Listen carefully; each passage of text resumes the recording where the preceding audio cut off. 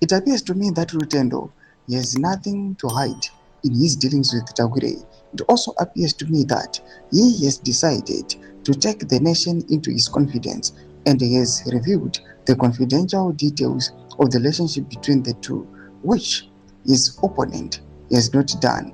Based on what I currently have, and provided that Rutendo is telling the truth, the following serious acts of criminal delinquency may have been committed. Don't forget to subscribe or like out on the bell icon. Turn off our lawyer and treason in breach of Section 20 of the Criminal Law Code on the basis that weakening a government is a precursor to its overthrow and therefore an essential ingredient of the offense. Number 2. Subverting government in breach of Section 22 of the Code on the basis that the maintenance of sanctions was designed to aid the takeover of the leadership of government or otherwise usurp the functions of its leadership. Number 3.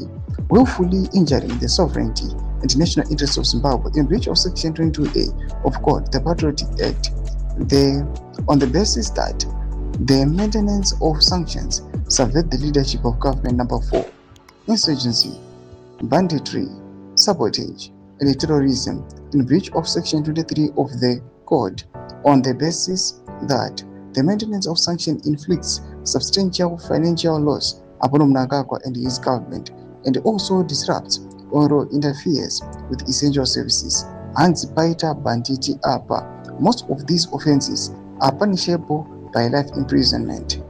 Trivia: Rutendo can testify virtually without setting foot on Zimbabwean soil. Toma developments are kubuda panguva ine atikona achianalyza nekupenengurwa nema lawyers panguva ine vanoti vane mapofu. Pinda ngoma yesection medu zvafuguro enyimori kudii pamusoro pechitiko ichi nemadevelopments awa as my struggles panguva ine ari kuona cause they are increasing in the ruling party ZANU-PF. Pinda ngoma yesection medu, so subscribe or like, continue to on the bell icon.